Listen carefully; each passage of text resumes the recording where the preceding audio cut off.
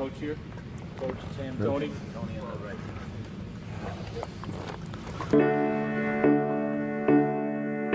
When I think about these guys and the teams that we've had, as soon as we drafted Timmy, that's where it started. The San Antonio Spurs win their first ever NBA championship.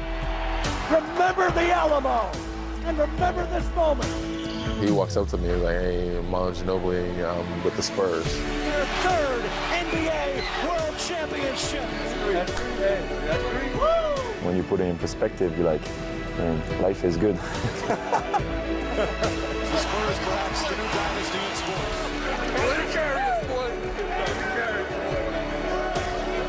It was so satisfying. The Spurs have captured their fifth NBA championship. We found a way to win and all do it together. You guys genuinely enjoy being with each other as much as playing with each other. That is T-E-A-F-T.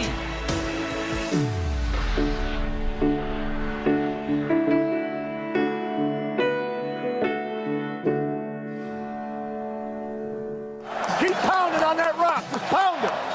It's supposed to be hard. It's the final. All right? Give them some adversity. Knock the stuffing out of them. Keep playing.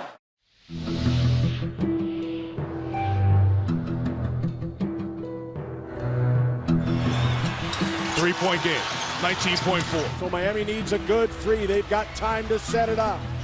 James catches, puts up a three. Won't go. Rebound, Bosh. I guess the obvious word is disappointing. Ray Allen, a three from the corner. We were a few seconds away from winning the championship. Back to Allen, the long shot. And we let it go. Allen from downtown. You know, losing like that when everything was ready to raise the trophy and celebrate, and losing it like that and seeing our faces devastated, that was so painful. In my head, I was remembering every turnover, the last few plays, the rebound, the shot. Worst loss ever. I never felt so sad in basketball, because you always talk about that part, life is bigger and it's more important stuff, in life. But man, that one was tough. I remember I was in the locker room and I took a towel and I put it in my head, because it's the first time I wanted to cry and I couldn't look at you or look at my teammates. I was so sad. And you were talking and I was listening to you, but I had my towel and I was I couldn't believe what just happened. I was it's so cruel what the basketball gods are doing right now. There's just little plays in there that I just remember that I messed up on. I was just I can't believe that. And obviously, you always talk about it's a accumulation of a whole game. It's not just one play or another play, but to us, there were those plays that we did that we could have changed that situation. I remember going in the locker room and laying down on the floor. But I was yeah, we got to get up. We got to play one more. We can win this next one, and then we lose the next one. It's just all of it was just crushing. We let each other down. I wasn't feeling bad for myself because I struggled only. But I also felt bad because I disappointed him, and because I disappointed you, and I really couldn't look at you in the face after that game. We all lived with it, thought about it every day. There wasn't one day would go by and we'd be at dinner or something and somebody would mention it. And I'd say, I almost went the whole day, and you have to bring that up. I was actually going to have a clear day today, and you brought it up again. So that day would be ruined.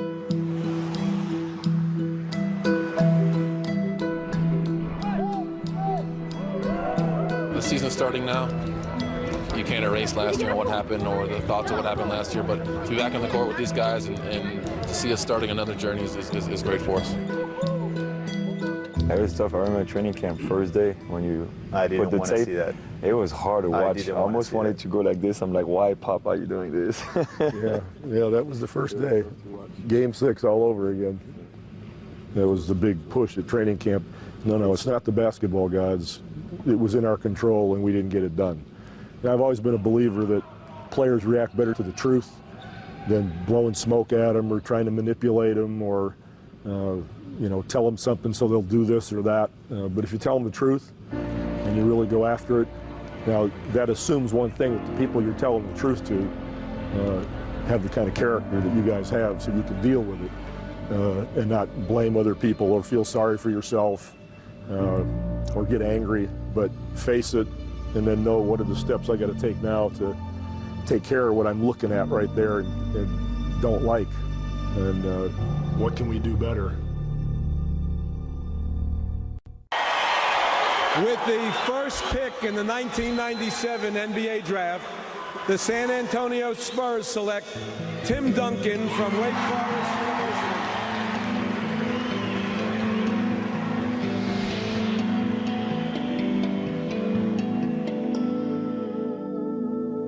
As soon as we drafted him, as if it was a tough choice, we took a lot of phone calls.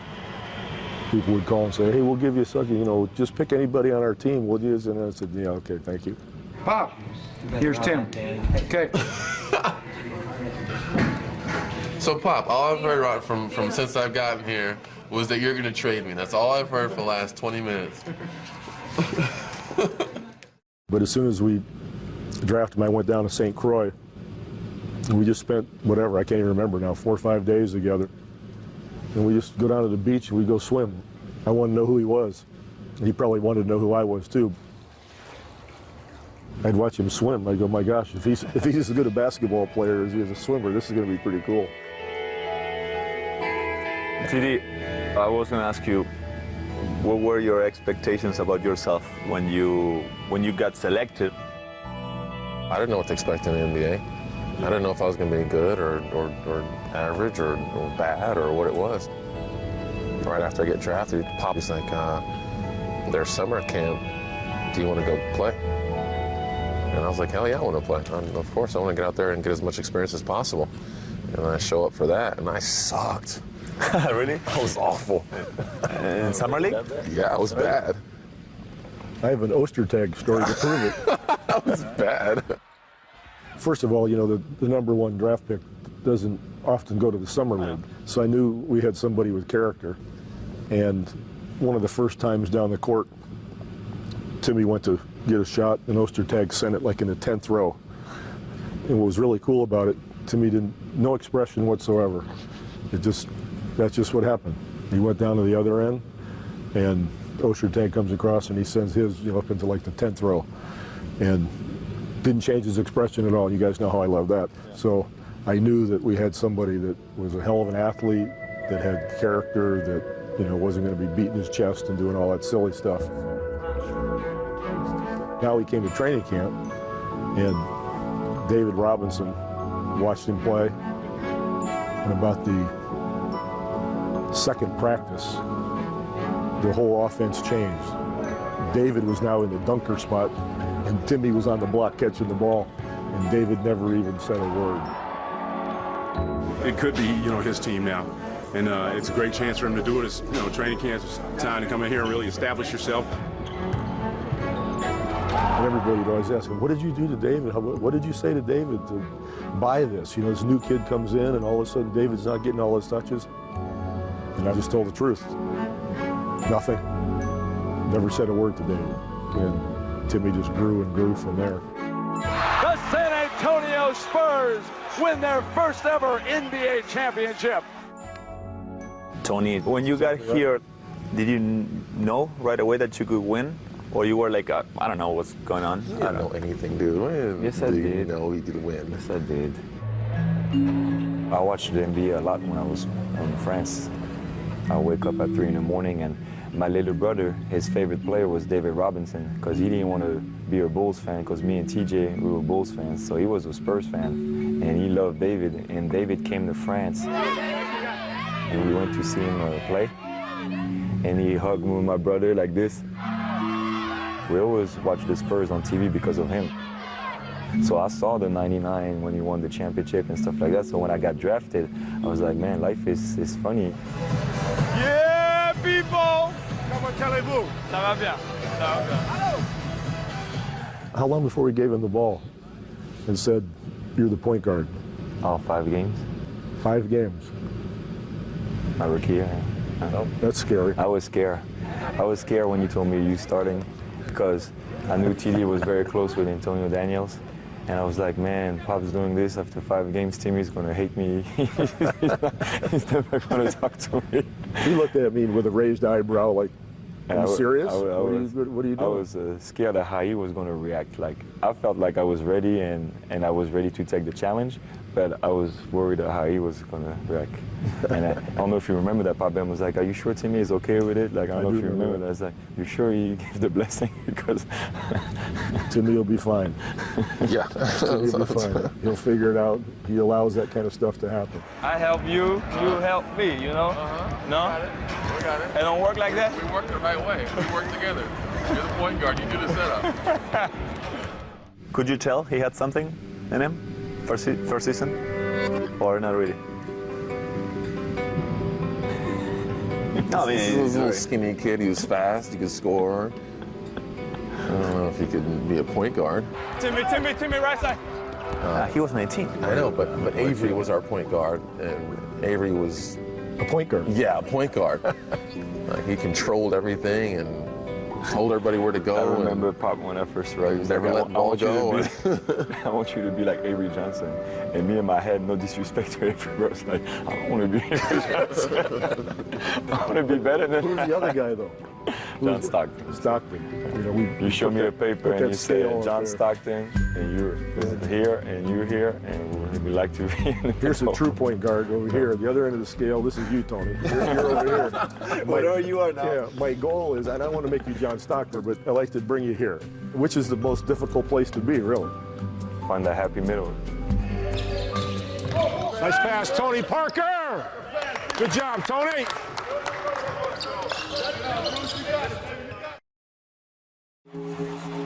Thanks for pushing me. Oh my God. Oh my God. That's what a crazy feeling. That's what it's about, baby, right? Yes. You earned it. You earned it. Kawhi Leonard, the fans of San Antonio know how great you are, and now the whole world does.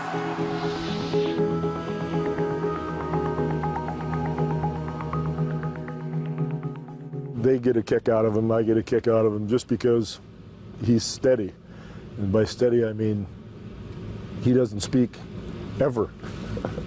All day, all practice, he just plays. And he's been so humble, you can see the emotion. Everybody loved him getting the MVP trophy. It was that Kawhi Leonard trade for George Hill that vaulted them back in to real contention. My favorite player, Georgie. We gave him up for Kawhi. I wasn't very happy that we traded George. George was a big part of us, and we all loved him so much. I don't know. You guys thought we were crazy. A rookie? We worked out with him together, and he said, like, can we give up Georgie for him? All right, well, maybe they saw something. But you said the same thing when Manu came. I said, Timmy, you're going to really like this guy. Yeah, we'll see. We'll see. Hey. I'm anxious to see what the guys we've added can do.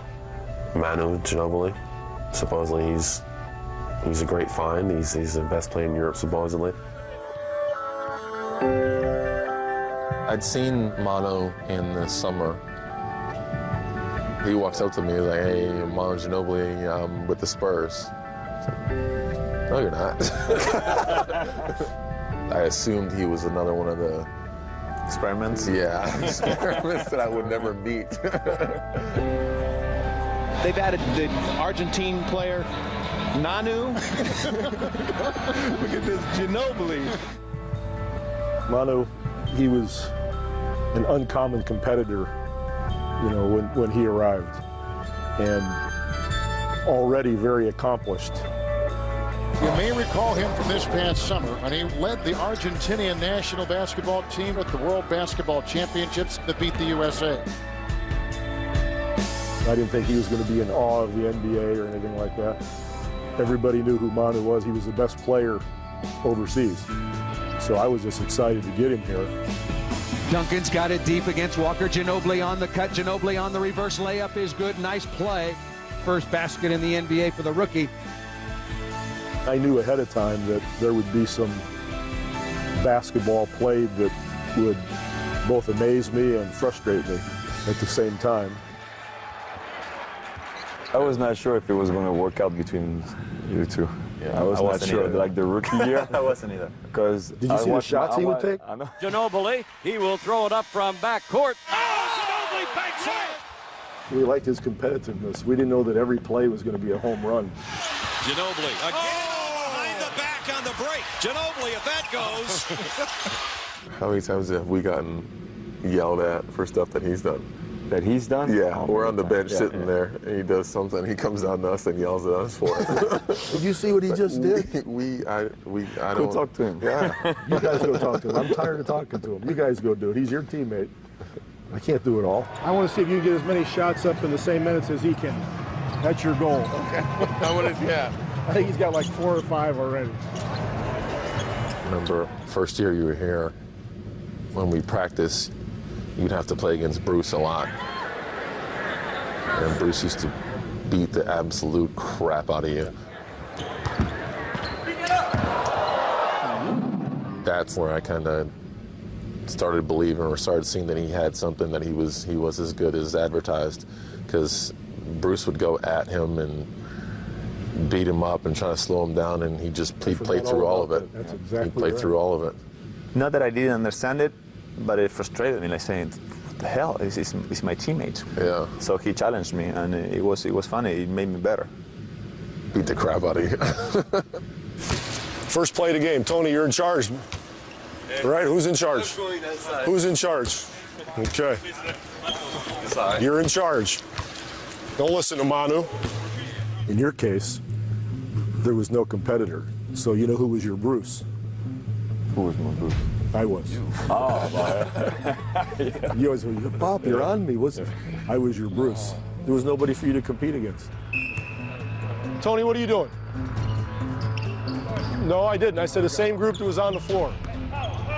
Listening is important. It was brutal. I've never seen anyone yelled at as much as felt bad for you. I really did. It made me a better player, that's for sure. I sat behind you in the film room, just give you one of these every once in a while. You'll be all right, kid. Manu, what did you just tell him to do? And what did I tell the team we're in to start the quarter? That's your problem. We got yelled a lot. Those are those little discipline things that are going to win and lose us games. Everybody's got to know what we're in all the time. But, here and there, it was his turn too. TD, what are we in? On pick and roll, what are we in? We're in hedge, let's go. On the side, 2. If you see that and him just, taking it and not going back at him because he was the franchise player, I said, okay, if he takes it out, I can take it too. Imagine some new guy, and it's his first year in the program, and it's his first film session, or the first time out of the first game, and I'm saying, Timmy, you going to rebound tonight or what? You going to maybe get 1 rebound? What are we going to do here? And that young kid's wondering, oh my gosh, did he really say that to Tim Duncan? I got the easiest job in the NBA because you guys allow it to be said the way it should be said. Look at it. Hold up. That's too slow. Let's do it again. I don't see anybody sprinting.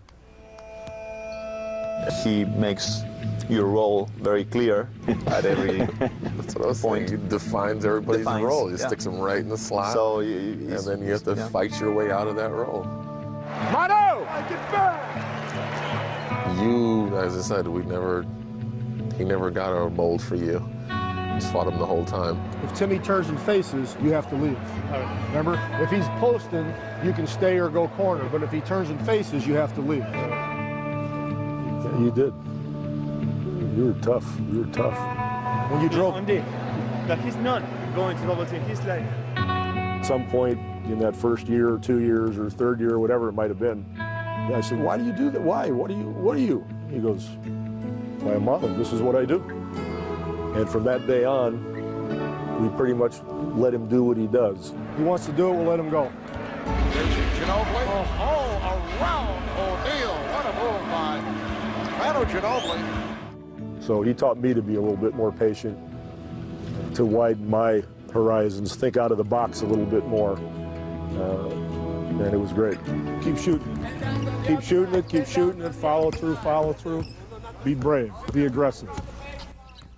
Just couldn't be more happy for the guys, and especially for David, because he had just an awesome game to end his career, and that's pretty special. And there's some guys, though, that are uncoachable. You know, you just saw one of them right there. The guy, big guy, just walked by. He's uncoachable. He just wants to do whatever he wants to do on the court.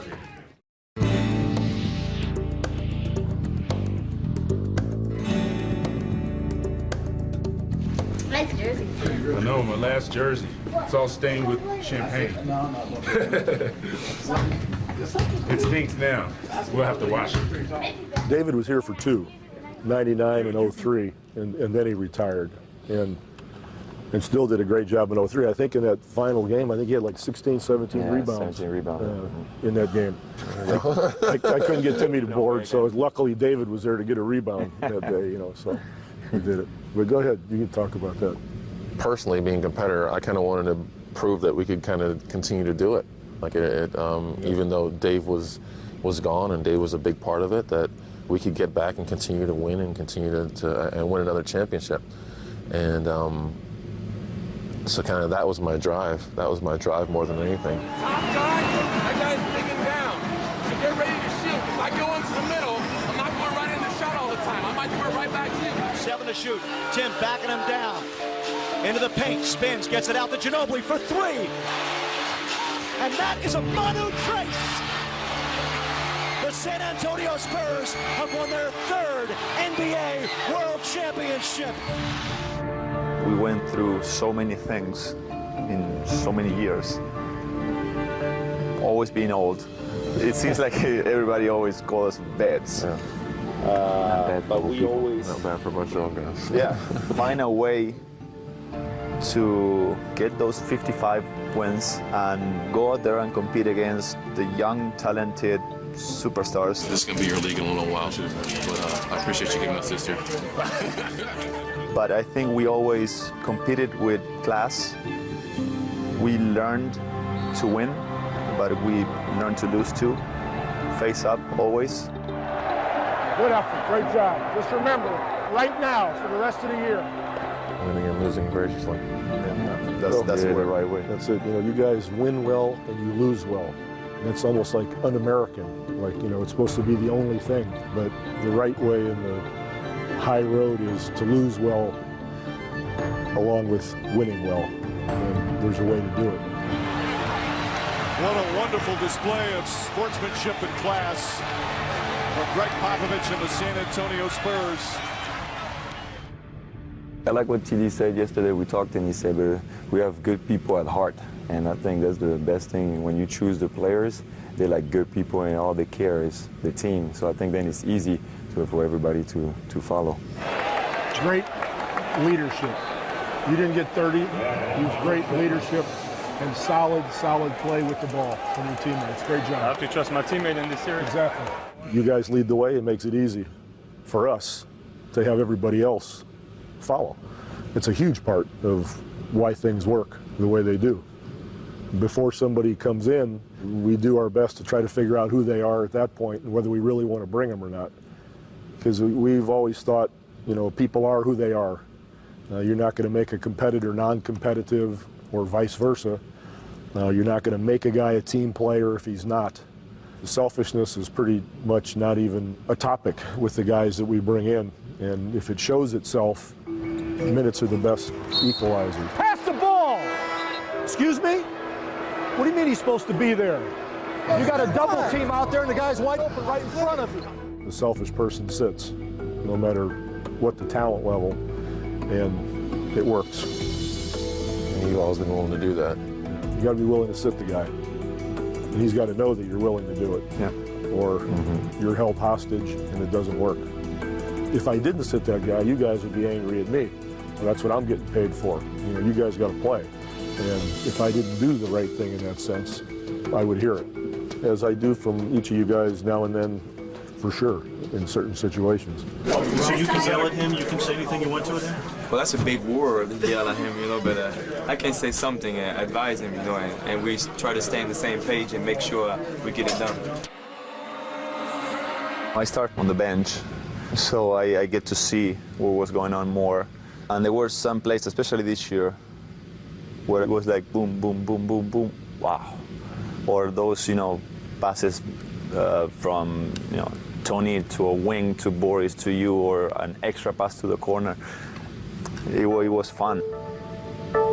He said, wow, this is nice. We are playing at a really high level. And if we could understand that this is the way to go on a daily basis, it can be so special. Lay everything out there, and that means with your teammates. They got talent. We got to beat them with all of us. Green finds Splitter, beautiful feed to Diao. I don't think we ever, especially as two that we handle the ball more, we never bought into it as much as this year. This year we knew that if we didn't do it, it was going to be similar to last year. And I think that it showed. It showed how we moved that ball. That is TEAM, team. I never received as many calls, messages, and saying how yeah. I think going through the year, when we sat down and we had other guys come in and play, and those guys getting the confidence of being on the floor, and us getting the confidence with playing with those guys, you trusted that they would make the right decision. But we do it by doing what we normally do. We have to do this together. Pop says it about you all the time. You're the ultimate competitor. You want to get it done, and you trust yourself above anybody else. So sometimes you take it upon yourself to get it done. Manu all the way in, left hand slam. We get to a situation like this where we got teammates where you trust that everybody's going to make the unselfish play and the right play. Well, I think that's what translated into the end result. So many possessions with multiple passes. And everybody on their roster has scored. How much trust we put on everybody, and the fact that nobody played 30 minutes, that's it's a number, because it could have been 31. Yeah. the fact that it was 30 made it more popular. Yeah. But it's beyond that. The fact that everybody played, we got hurt, you missed 2 weeks, we kept winning. Missed. Missed. Did he go on vacation for 2 week? Yeah, well, sort of.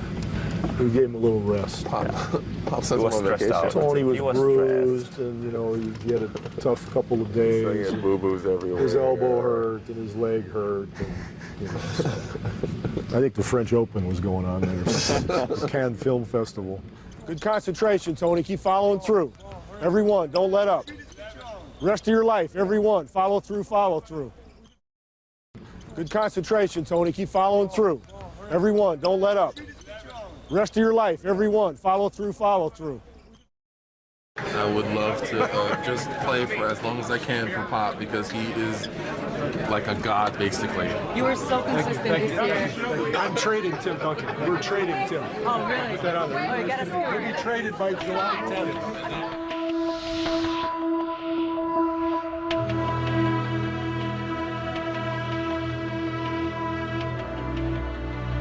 The Magic are going straight to the top shelf. They've cleared cap room and they're begging Tim Duncan to come in and dance. So I got a question for you. What made you decide to stay in San Antonio after the 4 years? When you were free agent. It was just kind of going back and forth, but when it was time to make the decision, ultimately it was talking to Pop. He was probably the biggest part of why I stayed. Do you think your relationship with Tim played a role in this decision? Well, thankfully I didn't run him off. So the relationship was good enough that he didn't run away from me. Knowing that what we were building here and the family atmosphere and the team, and I was all comfortable with that, and it's great to have confidence in who's leading your organization, your team, and knowing that they have your best interest at hand. That's what made me stay, and that's what has kept me here all these years. I guaranteed him more championships. I just think, what the hell? I'll just say it. The wiring in your brain might accept this. If I just change the name of it, you won't know, and then you'll run it maybe. Okay. I still don't know it. One play, 7 years. I know it. It's only been 7 years. That's all right. The 2 times I was free agent, I never even considered it, because one time I visited other teams, but I didn't wait for the offer even. Your defense and Bruce on the stretch perimeter, unbelievable. You watch it already? Yeah. You watch it already? Me personally, those three. The main reasons why I stayed. Because we got good people, because we win, because we've got a great situation, and we got everybody focused on the same stuff. All those reasons. Timmy loves it. He's going to take the French passport, play with the French national team. But state doesn't win no more, so he can come with us, have a better chance. Until But you guys generally, I mean, you genuinely enjoy being with each other as much as playing with each other, and you care about each other, and that's not always the case. You know, you have to enjoy being on that bus, being on that airplane, you know, going to the hotel, game after game. The people you're with are important, and you guys care about each other. Manu Ginobili, his first All-Star game. He's a rock star, so it's nothing different to him. Camera's always on him. He's got the hair. He's got the media coverage. No wet today. Oh, it's not wet today. He hasn't wet it down yet, so he's not. Please turn the camera off. Please turn the camera off. It's always been something I wonder about. It's like at what price point does quality of life become more important than getting the extra $5 million? If you don't get that certain number, everybody else will look at you in a different way. And a lot of people have put themselves in that situation, and then they're miserable, you know, day after day after day, and lose and lose and lose. The cool part sometimes is hearing from ex-teammates that are like, "Oh, we miss what we had there," or we wish we never left, or wish we could come back, or I think that's a huge validation for us in our decisions to stay, and for what we have and what's here. I think we all valued our relationship. We all understood our roles. We never wanted more. I didn't care about starting or playing 35 minutes, the same as you didn't care about, you know, scoring 25 and... You think you could play 35 minutes a game? Not. I just wanted to make that clear. But maybe at 27, 28, I could have. Tim wanted to go back in the game. Look at Pop. No, denying him. And I always joke that I've wrecked all your career stats because I always take you guys out in the fourth quarter, so your stats are going to be worse than other stars in the league. If you play the whole quarter, it'll be 29 minutes. And that's true. I have wrecked your stats. I apologize. But I'm fine. I didn't play for 3 days, Bob. I'm 29 years old. Get back out there. But what it does for the team is unbelievable, and I'm lucky that you guys allow that to happen. Because a lot of teams, the guys are not going to sit there. They're like, what do you want? I'm going to play 28 minutes? Are you kidding me? I want to play 39. But I don't have that problem because of you guys. So, pretty special. It's a great effort. Great job. And all that matters is learning from, because now, in the end of the year, we're going to improve a hell of a lot more than they are. You just keep this in your head and remember this feeling right now. Don't lose it. Bob, he's been like a father figure to me. He cares for us not only on a coaching level, but on a personal level. And to have someone like that in your corner, and that means a whole lot. We're going to do the one thing you said we're not going to do? Right. In the middle? Because it's hard to do. And I figure it makes you guys work on your hedges a little bit more. I'm a mean person. But I think contradictory. I don't know about me. We'll stick with it. We're blessed to have Bob. And I don't think any one of us take it for granted, because we know it's special. Now, we got a game tomorrow, so you guys are going to lighten up on the press a little bit, right?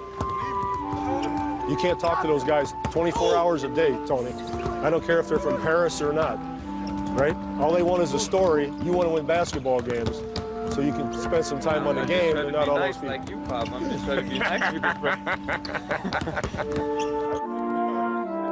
you. You helped me becoming a better man on and off the court, and that's why I love being here, because you care about us, and it's not just about basketball. And it's very rare in our business to have somebody like that. When I talk to all the other guys around the league and in Europe, it just doesn't exist.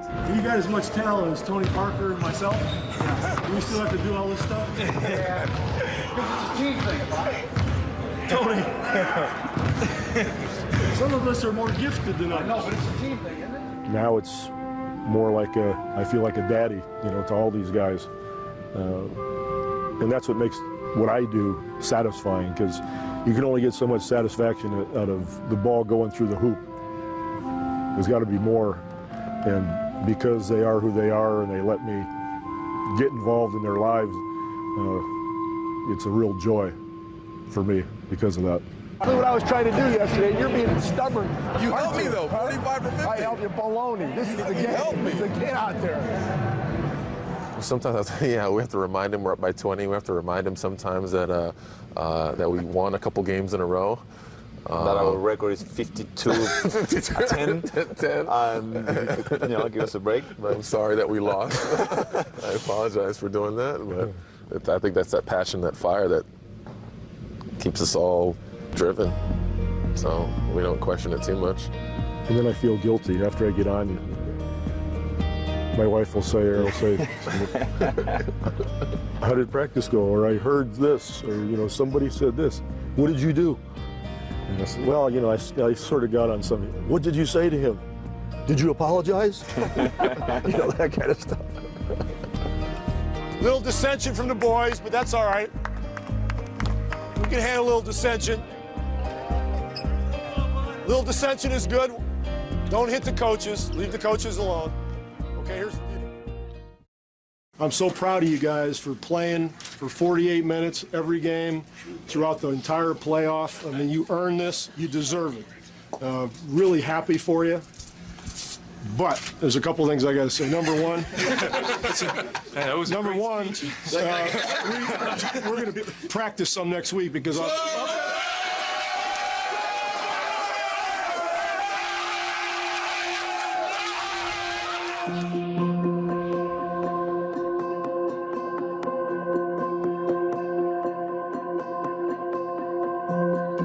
The San Antonio Spurs are now just one step away from the prize that has been their goal all season long, the NBA championship. We had an incredible opportunity to redeem ourselves. San Antonio did it as a team with some of the most beautiful team basketball we've seen in a long, long time. Spurs by 18. Everybody on their feet at the AT&T Center. I remember the moment where we got that lead and we said, well, this is ours, and with the same group. It was so satisfying, and I felt like something was still stuck in my leg from last year, and I felt like, I healed. The San Antonio Spurs are the world champions. Now we're here and we're celebrating a championship, and when you put it in perspective, you're like, man, life is good. That's why this one's so sweet. Yeah, yeah. That's why I say to everybody, this one is my favorite. Come full circle in a year, and we get to do it at home. We get to do it in front of our families. We have our kids there. It's just all those things just makes it all that much more special for me. I never felt that kind of relief. It was such a relief because that was such a burden to carry all year long. All of us, felt that same burden because we had let it slip away last year. That catharsis we went through all year, was concluded with all those hugs. I just wanted to enjoy it and watch it. I took a moment for myself. I just wanted to enjoy these guys. To see these guys hugging each other again, it was my most satisfying moment in athletics. Number one again! 7 years, man. We're back. It's been a while, too. We're back. Not bad for a bunch of old guys. What are we going to remember down the road? Me, first thing comes in mind is I feel like I'm very blessed and very lucky to have a career like that with you guys.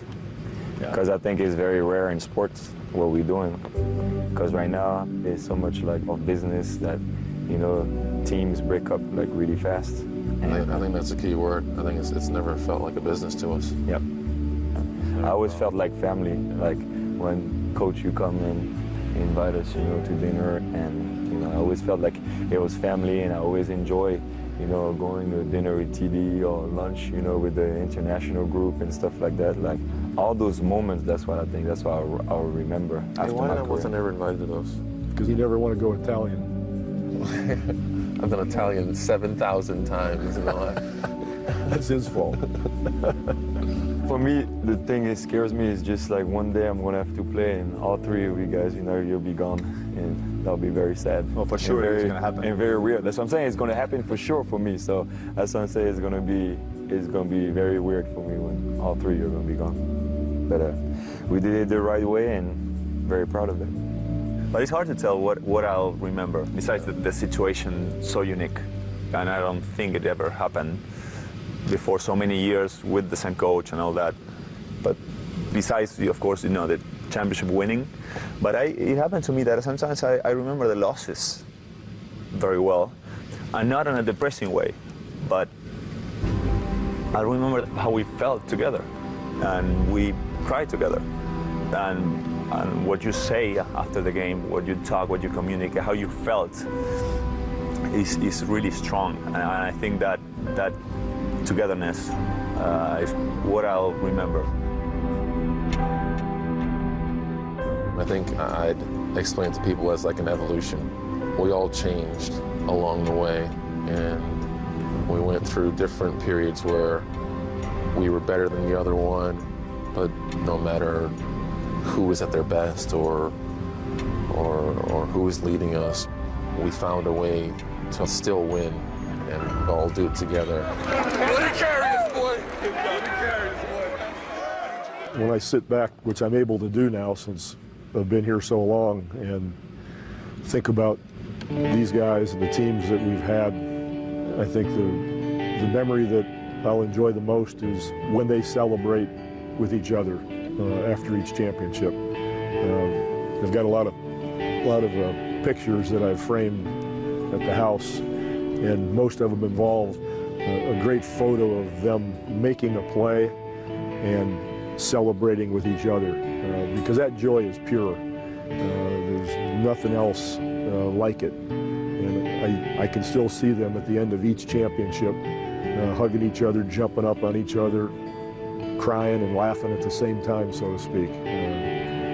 Those are the most vivid in my mind. I've never been more proud of a team, nor have I ever gotten as much satisfaction from a season in all the years I've been coaching. To see the fortitude you guys displayed in coming back from that horrific loss last year and getting yourselves back to that position and doing what you did in the finals. You're really to be honored for that, and I just can't tell you how much it means.